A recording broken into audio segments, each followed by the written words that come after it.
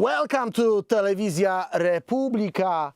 Easter is celebrated in Ukraine these days, which of course does not prevent Putin's criminals from dropping bombs on villages, towns and other civilian targets. Barbarity and disregard for the lives of civilians and soldiers is a known feature of Russian criminal war tactics, but the scale of their own losses is unprecedented since World War II.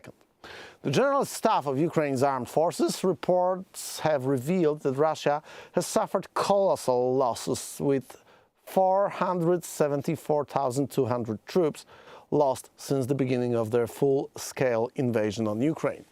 According to the reports, Russia has lost also 7,375 tanks, over 14,000 armored fighting vehicles, 349 airplanes, 325 helicopters, and finally 26 Black Sea Fleet ships and boats and one submarine. Actually, part of those that used to be vessels before they were destroyed were, as we say, promoted to the status of submarine, what I assume makes it a total of 26 submarines plus one that was originally a submarine, and that's a total number of 27 submarines that are not moving anymore and just lying calmly on the Black Sea bed. This should bring some joy, of course, to any reasonable citizen of the free world, but on the other hand, one should take into account that despite these colossal losses, Russia is still waging its barbaric war against Ukraine as if nothing ever happened. On the economic front, attacks on Ukraine's energy infrastructure have caused damages exceeding $1 billion. These persistent assaults are part of Russia's strategy to weaken Ukraine by targeting essential energy facilities. In naval warfare, the Ukrainian military has reported another significant blow to Russian naval capabilities with the sinking of the patrol ship Sergei Kotov in the Black Sea, a direct result of Ukraine's tactical use of Magura V-5 maritime drones. This sinking shows once again what the balance of forces in the area looks like. Russia has completely lost control over the waters of the Black Sea to Ukraine, which, let us remember, does not have fleet of its own. As those things happen, Belgorod, which is within the pre-war Russian borders, was bombed. This fact raises questions about internal disarray within the Russian ranks, with local sources suggesting the incident may have been caused by Russian forces themselves, indicating a possible friendly fire scenario, while some news outlets claiming the explosion was caused by a strike of Ukrainian UAV. How can friendly fire happen deep in Russian territory? Some OSINT accounts suggest the explosion was caused by ordnance dropped intentionally or lost by a Russian aircraft on its way to bomb Kharkiv, that lies roughly 40 kilometers away. But there's also a Russian war, Russian word for this, what we call in the Western civilization friendly fire, Ruski bardak. And I think that it's pretty easy to find the translation in the vast resources of the online libraries of dictionaries of Russian, English and some other languages. It's not very difficult to find the meaning of those words. Looking to the future, Ukraine is preparing a counter-offensive for 2025, supported by a $61 billion military aid package from the United States, as outlined by National Security Advisor Jake Sullivan. However, the conflict's grim reality is highlighted by reports from Human Rights Watch, which detail the apparent execution of Ukrainian soldiers by Russian forces, acts that should be investigated as war crimes. These incidents starkly violate international humanitarian law, demonstrating a brutal disregard for the rules of war, and it's really nothing new, as we know that we are actually talking about the barbaric state. As the international community responds, the United States has implemented sanctions against over a dozen companies in China and Hong Kong for supporting Russia's military efforts. As we know, the sanctions introduced by the West have not yet achieved the intended goals. Well, third year of this war, and actually after 2014 the first sanctions was imposed, and that is disturbing the Russians more and making their lives miserable rather than actually preventing military production. Let's hope this round of sanctions will be much more effective. You can join us on rackracon.com, that's our website, and that's our Substack account. You can leave us your email. We'll get back to you with the reports on the ongoing war against the Western civilization. And that's what we are going to talk about on my show. My name is Michał Racha, and this is Rackracon. And we roll in. Are you ready? 3, 2, 1, go!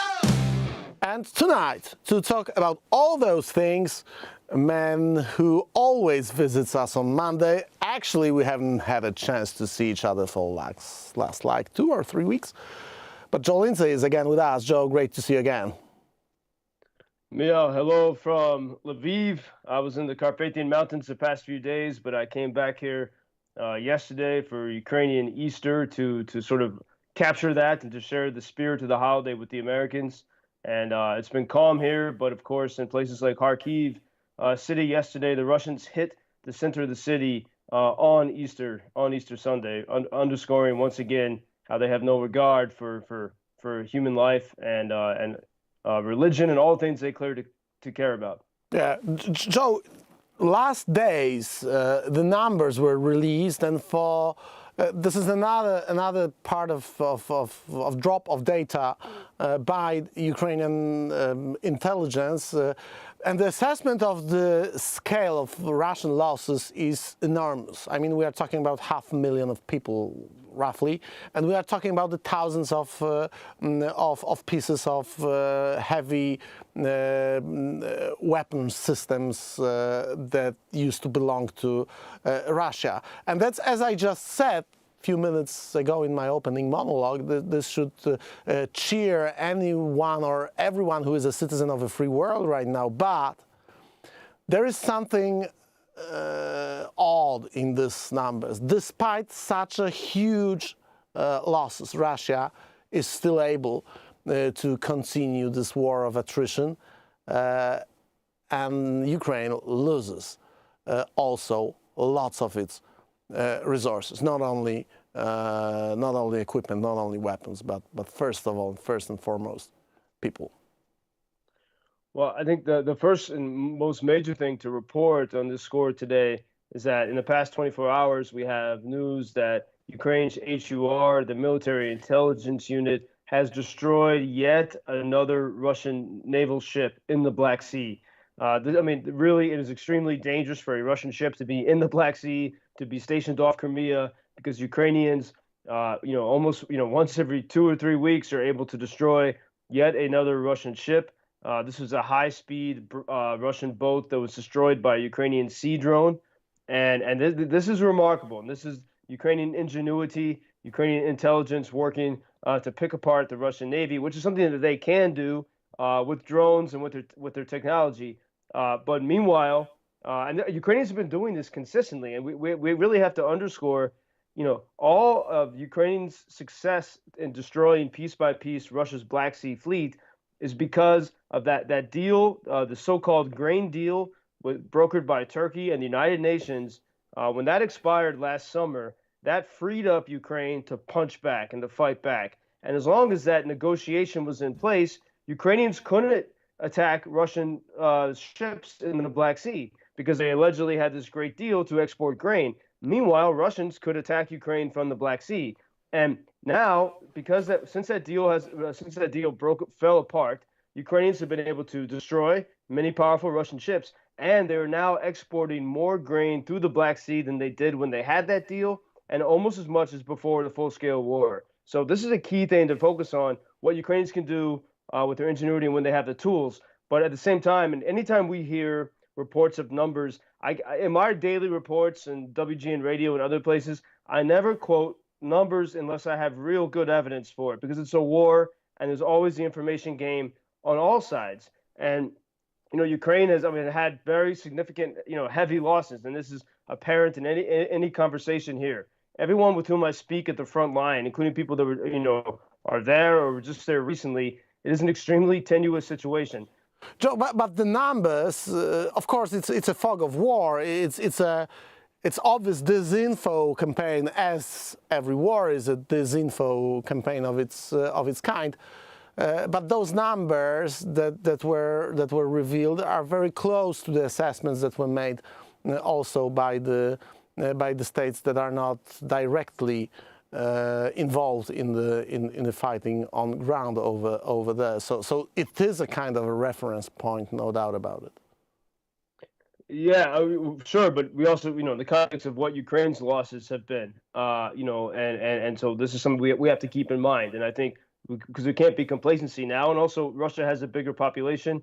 They seem, they care less for their population, and every indication at the front is Russians are throwing as they've been doing for so long, throwing bodies, and they're because Ukraine has been so constrained with lack of munitions these past months.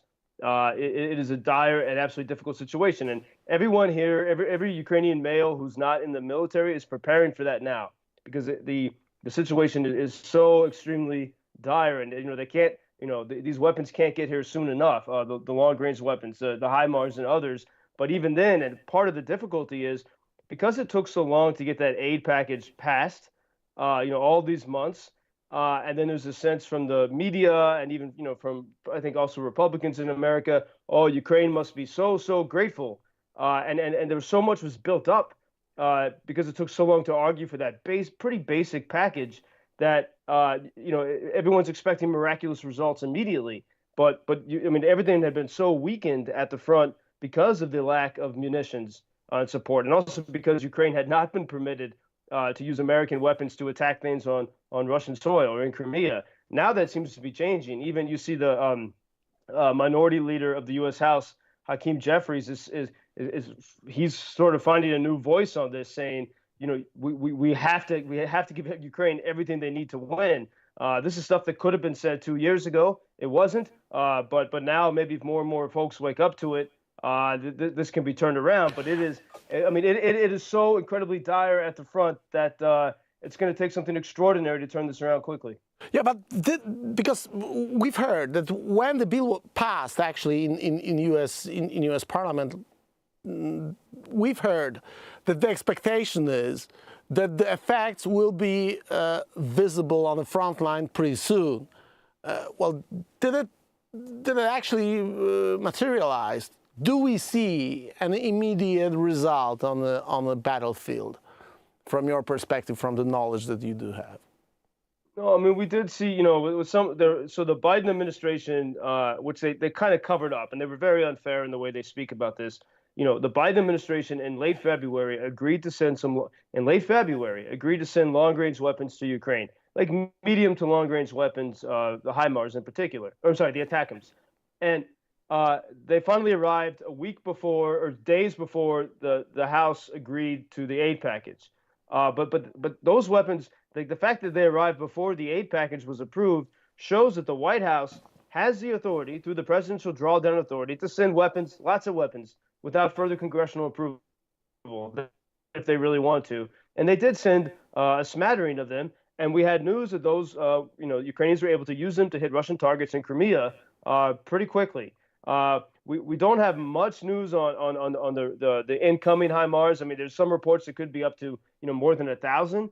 If those do arrive here in time, that could make an extraordinary difference. But still, we don't have a good indication of it. And meanwhile, it's strange. The White House and both Republicans and Democrats in Washington have been very vocal about all these weapons coming in, despite the headlines claiming it's secret. They've been very vocal about it. And Russia is doing things to maybe frighten the West or to make the situation more difficult for Ukraine. For example, right now at this very moment, Kharkiv City, we have reports that there are explosions in Kharkiv City. I've spent so much time there, but the past 4 or 5 days, The Russians have had multiple attacks on that city in the center in a way that we really haven't seen. Yesterday, Easter Sunday, they attacked the city in the afternoon, including a house where people were having an Easter liturgy right in the center of the city. And the Russians are doing everything they can to make Kharkiv untenable. That city is very vulnerable because it's 30 miles from Russia. And if Ukraine doesn't have the weapons in that region to hit Russian targets on Russian soil, that city is sort of forever vulnerable. And so this is still the big question.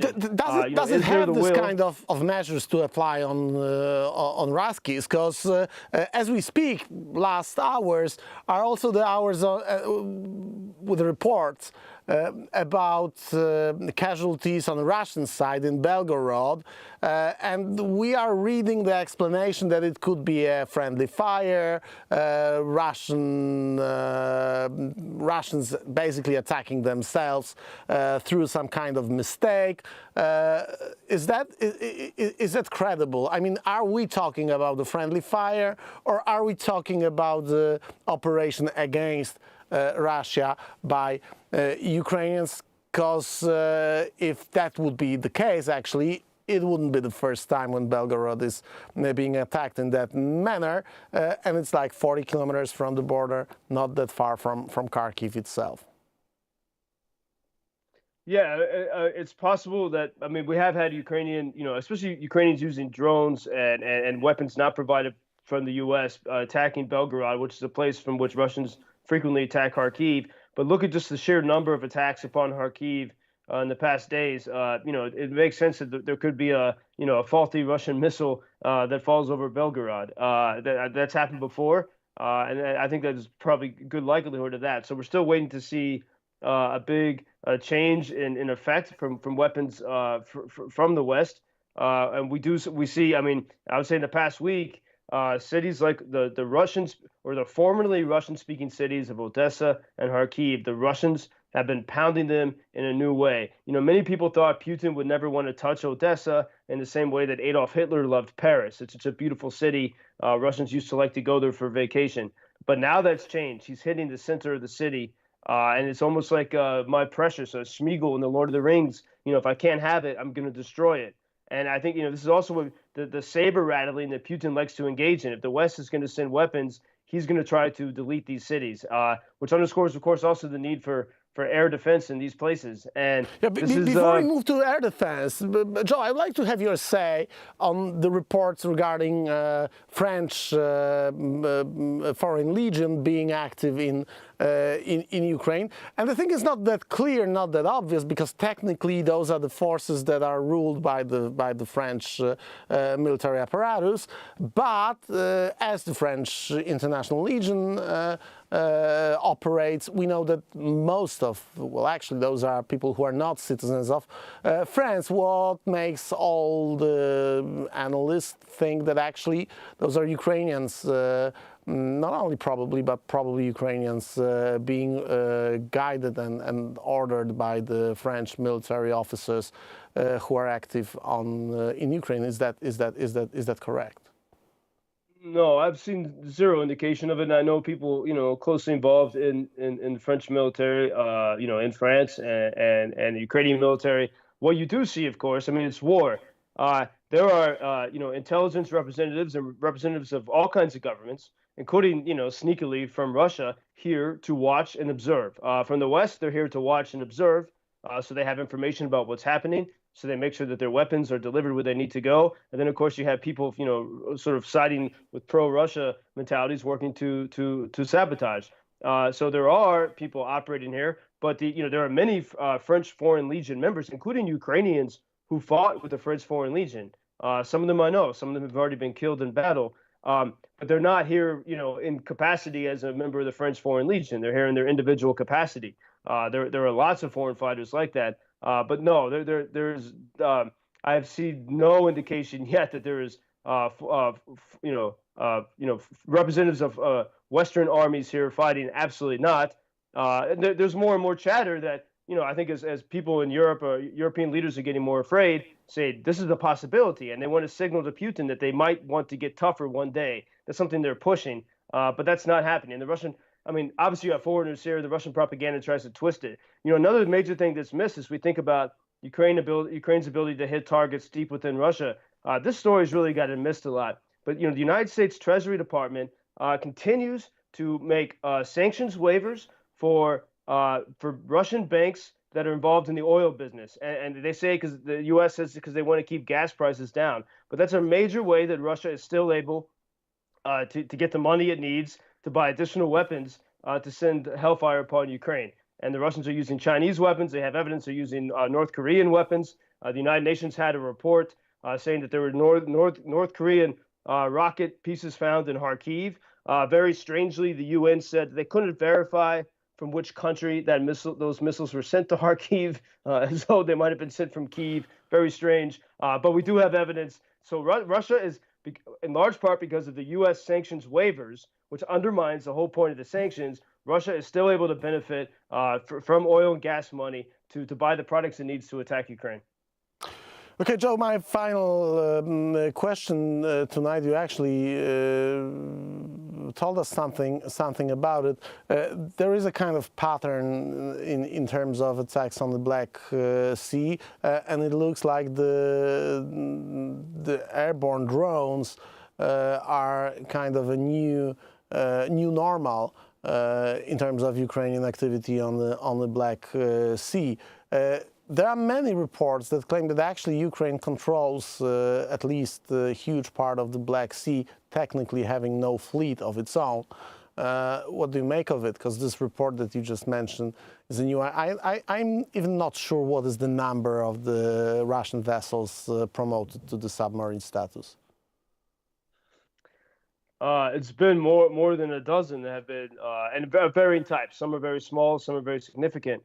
But I think the proof is in the pudding of the one thing, the fact that Ukraine is able to safely export using ships that fly under flags of all different nations, is able to safely export more grain now than when they had to deal with the UN. That's a huge point, and that's a success. And I think as difficult it is at the front line, what the Black Sea story shows is that Ukraine is not helpless, and when they have tools, they can get the job done. When they have permission to hit Russian targets in various places, they can get the job done. So now they just need the tools to do this at the front line to turn this around. And so the Black Sea story proves that there is a possibility of victory. And also the fact, look at Kharkiv, that city that's being bombed now. I talk with people there; they're not leaving. And the fact that people stay in these places also proves the possibility that this country can hold on. But what is needed is these long-range weapons, is air defense, and is permission to hit bases deep within Russia. And of course, Russia's going to respond. I mean, everyone's expecting very dramatic, difficult weeks ahead. There's no complacency on that. So as we all wait for those Western-made weapons being provided to the front line, our viewers, our fans, people who watch us online and not only online, can support you. What's up with your fundraising, and how is the drone jamming stuff that you are working on? You got 1 minute. Well, thanks, Michal. We welcome support at UkrainianFreedomNews.com. We just delivered some night visions, as well as additional drone jamming devices, and including also some antennas that can enable Ukrainian surveillance drones to have a broader reach. This is very important to protect Ukrainians at the front. We just got a request. We need $9,000 for new tires for vehicles, because it's difficult terrain there at the front line, and so to help these guys, to do their work at the front. And by the way, one very difficult thing that's a huge problem. I just heard USAID announced hundreds of millions of dollars in support for Ukraine. I have a team right now that's going to the front to bring food to frontline soldiers. This is a problem. Why is that not coming from the Ukrainian government? Why is it not coming from the West? But USAID is paying for some kind of American cultural programs, and sometimes the soldiers can't even get food at the front. So we're doing our best to help on those regards, as is everyone here in Ukraine. We welcome support at UkrainianFreedomNews.com. Joe Lindsley, thank you very much, Joe. See you next week as we report on this show with Joe Lindsley, week by week, the Russian aggression against Ukraine. You can join us on Substack, Racon, that's our website. You can leave us your email. We'll get back to you with our reports on everything what we find interesting during this ongoing war against the Western civilization. Stay tuned, we come back tomorrow.